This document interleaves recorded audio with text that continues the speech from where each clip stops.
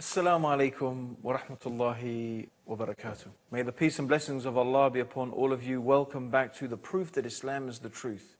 And we've been talking about some of the amazing miracles of the Quran, the scientific miracles, those facts that can be found in the Quran that leave us awestruck. How could this information be in a book 1,400 years old? And we were looking at those verses in the Quran concerning the development of the human fetus in the womb. And we also were reading a hadith of the Prophet Muhammad, may Allah's peace and blessings be upon him, when the Prophet Muhammad mentioned that when 42 nights have passed over the conceptus, Allah sends an angel to it who shapes it, makes its ears and eyes and skin and flesh and bones. And then he says, "Oh Lord, is it a male or a female?" And your Lord decides what he wishes and an angel records it. So it is at the 42nd day or just after the 40th day that it only then becomes identifiable. And this is a fact. This is a scientific fact. And it's very interesting. It's true also that the Prophet Muhammad, may God's peace and blessings be upon him, mentioned that there are some things that the knowledge of it is only known to Allah subhanahu wa ta'ala. And one of the things the Prophet mentioned is what is the sex of the child in the womb. As one of the Muslim scholars pointed out, is that this is only up until the 40th day. Because after the 40th day, according to this authentic hadith of the Prophet sallallahu alaihi wasallam, may God's peace and blessings be upon him, the angels know. The angel who is in the womb, shaping the conceptus, shaping the embryo, asks, is it a male or a female? And so from that time, of course, the angel knows. And if the angel knows, as the scholar pointed out, anyone can know. So this is also a truly amazing statement of scientific accuracy. And this is information that in reality we have only begun to discover recently. We also find that the hadith mentions the correct time for the recognizable growth of the features described, and the sex of the fetus can only definitely be determined after 42 days. Now, this piece of information was only known after the invention of powerful microscopes, only decades ago. Now, I've only mentioned this subject of the developing human being in the Quran and the hadith of the Prophet Muhammad briefly. There is, of course, a vast amount of literature available if you would like to study this subject more, and it's very easily available on the internet. And indeed, Dr. Zakir Naik has produced a very nice book called Modern Science in the Light of the Quran and Sunnah. So you can get hold of that from the Islamic Research Foundation, inshallah, if you want to explore that area more. But what I thought I would do is mention a quote from Keith Moore, who is the professor and chairman of the Department of Anatomy from the University of Toronto in Canada. And Keith Moore is one of the acknowledged experts in the field of the developing human being in its embryonic form. And his book, The Developing Human, is and has been for many years a standard textbook in universities and colleges all over the world. It's been translated into numerous different languages, and he was shown some of the statements in the Quran and the hadith or sayings of the Prophet Muhammad concerning the development of the human embryo. And having studied them, he came to a conclusion. And this is what he said. Until the 19th century, nothing was known about the classification of the stages of human development. A system of staging human embryos was developed around the end of the 19th century, based upon alphabetical symbols. And during the 20th century, numerals were used to describe 23 stages of embryonic development. This system of numbering the stages is not easy to follow, and a better system would be based on the morphological changes In recent years, the study of the Quran has revealed another basis for the classification of the stages of developing embryo, which is based on easily understood actions and changes in shape. It utilizes terms that were used and sent by God to Prophet Muhammad by the angel Gabriel and recorded in the Quran. And he goes on to say, it is clear to me that these statements must have come to Muhammad from God, because almost all of this knowledge was not discovered until many centuries later. This proves to me that Muhammad must have been a messenger of God or Allah. Dear viewers, you need to think about this. Here is one of the experts, perhaps the expert in the field, examining the information that is in the Quran and that has been mentioned on the tongue of the Prophet Muhammad. And he is saying that not only is it impossible for this information to have been known by anyone 1,400 years ago, he also suggests that modern embryology should follow the system of development that has been mentioned in the Quranic verses. In other words, the Quran has described the development of the human embryo so beautifully and so effectively that this should be the basis upon which scientific textbooks founded from now on. This is what Keith Moore is saying. So this is really a truly remarkable statement from a truly remarkable scientist who, by the way, has become a Muslim. How did the Prophet Muhammad develop this information? From where did a man living in the desert 1,400 years ago know?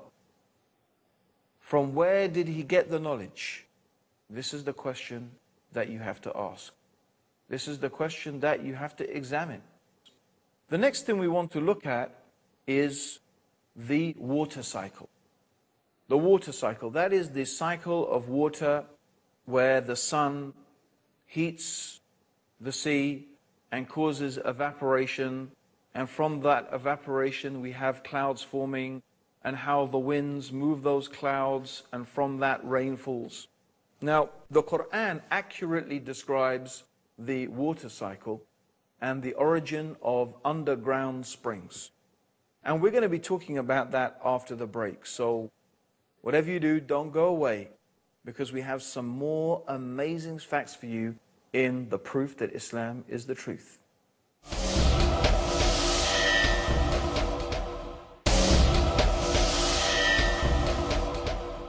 Assalamu alaikum, welcome back to the proof that Islam is the truth.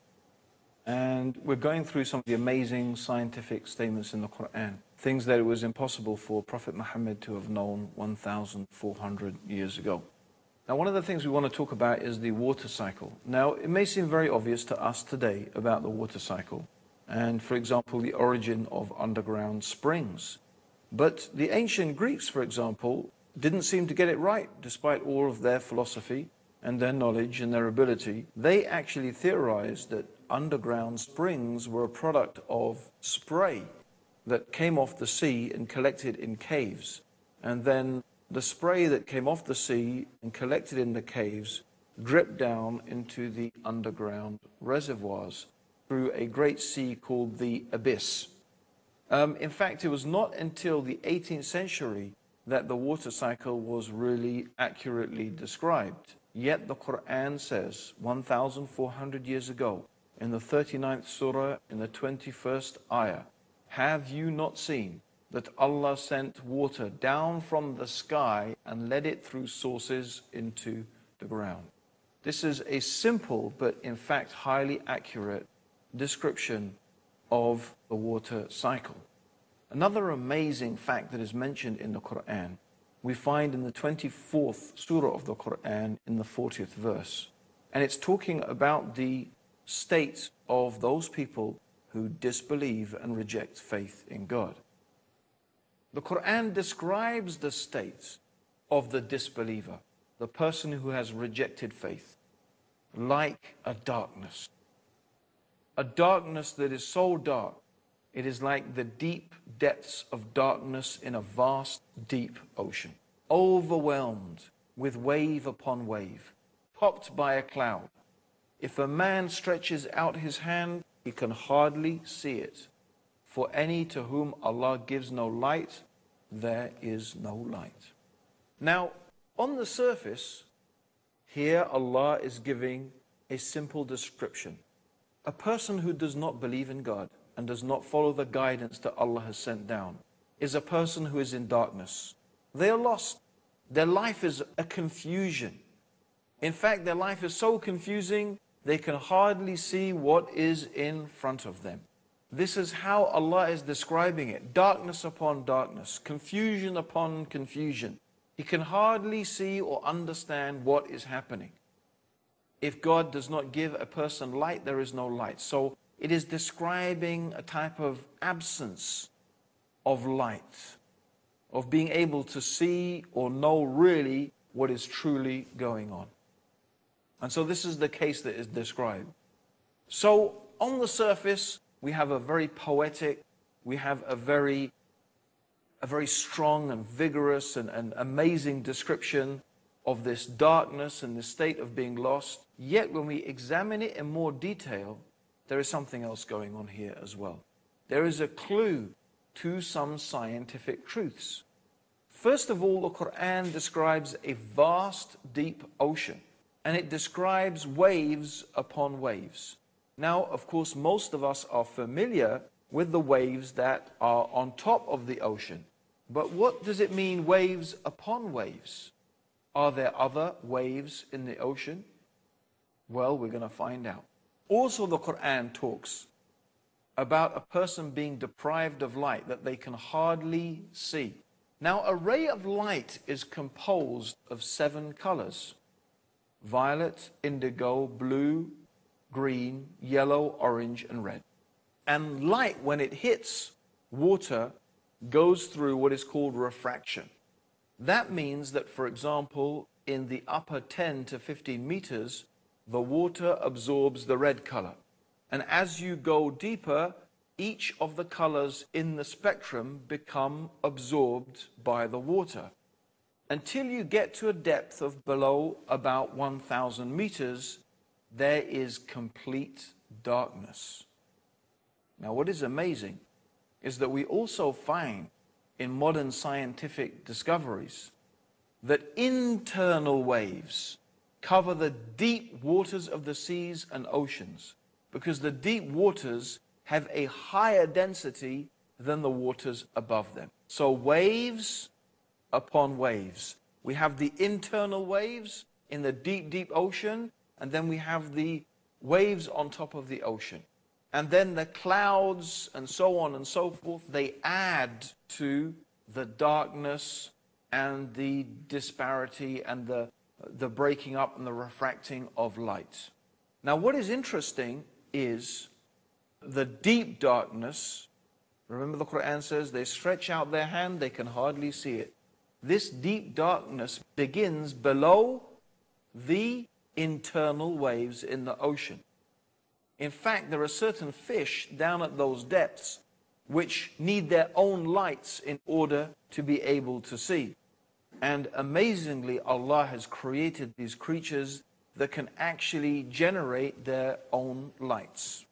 Now, this is really amazing because, of course, until very recently, no one has been able to penetrate and to reach those deep parts of the ocean. It is only with extremely sophisticated modern machinery and submarines and diving suits that someone has been able to go down to that depth.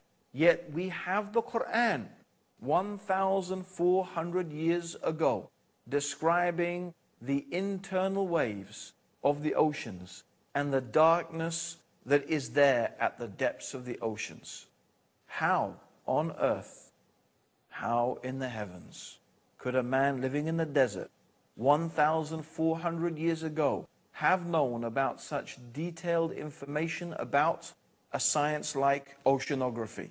Well, Professor Rao, who is an expert in marine biology at the King Abdul Aziz University in Jeddah says, 1,400 years ago, a normal human being could not explain this phenomenon in so much detail. This information must have been coming from a supernatural source.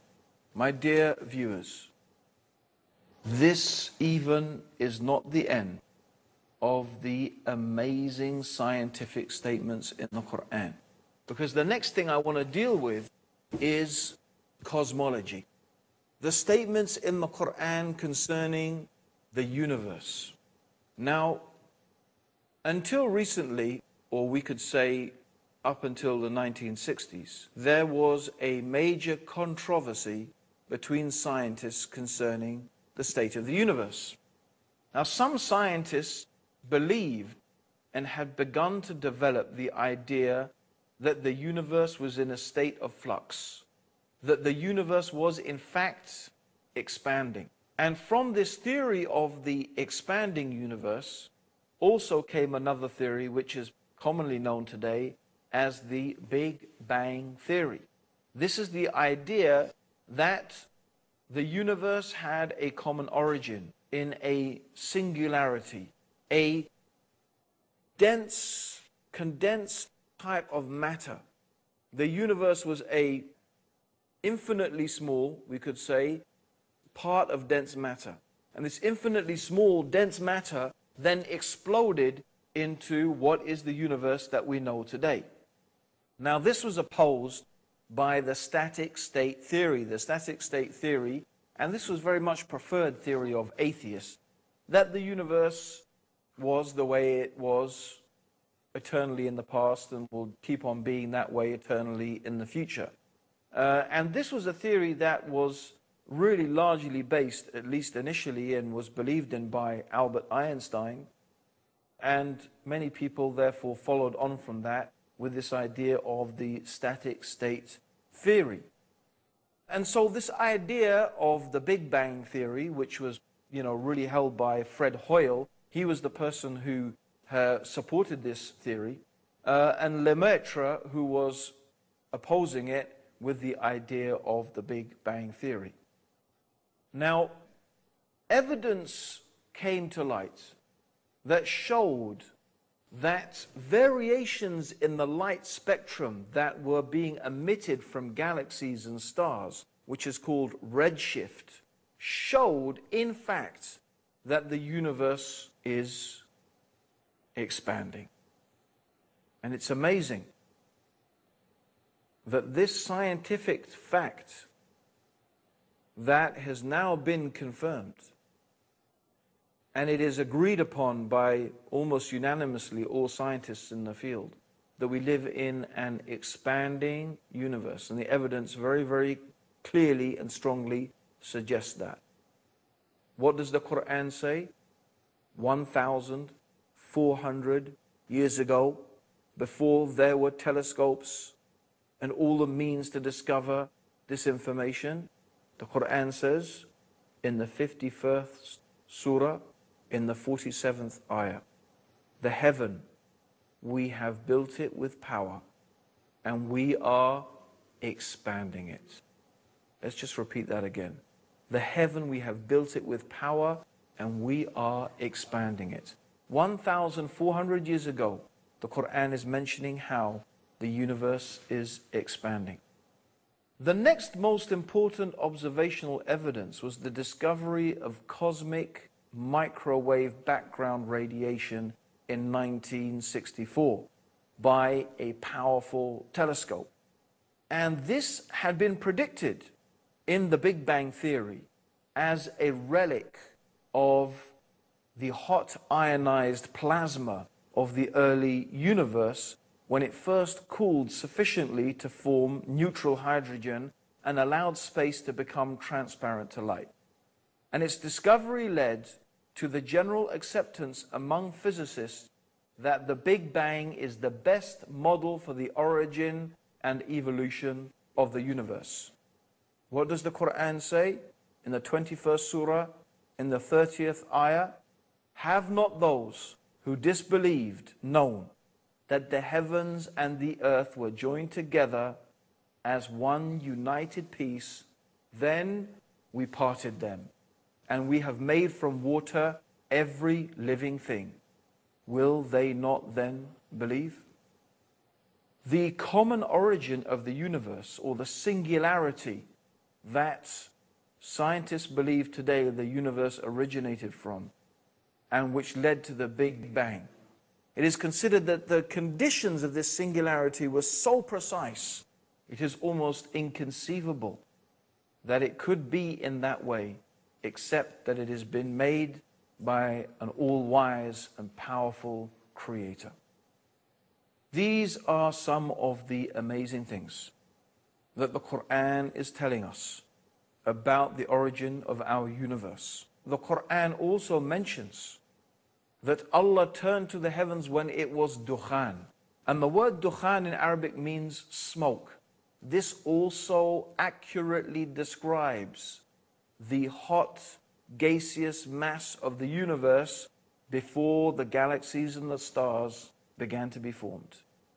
So here we have the Quran, 1,400 years ago, talking about the expanding universe, talking about the common origin of the universe, that the heavens and the earth were one, talking about the gaseous state, the smoke-like state of the early universe.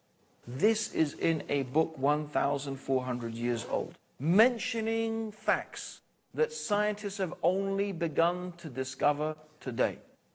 And we have created from every living thing water.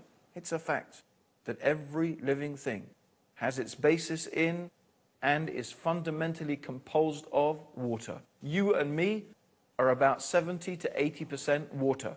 We are made of about 70 to 80% water. A fact that has been mentioned in the Quran 1,400 years ago. Will you not believe? Will you now not believe? What will it take to make you realize and to understand that the Quran is the truth? That Muhammad is the messenger of God? This is more evidence, the proof that Islam is the truth. Join us for the next episode when we will be going through some more amazing facts from the Quran. Until then, Assalamu alaikum wa rahmatullahi wa barakatuh. May the peace and blessings of Allah and His guidance be with all of you.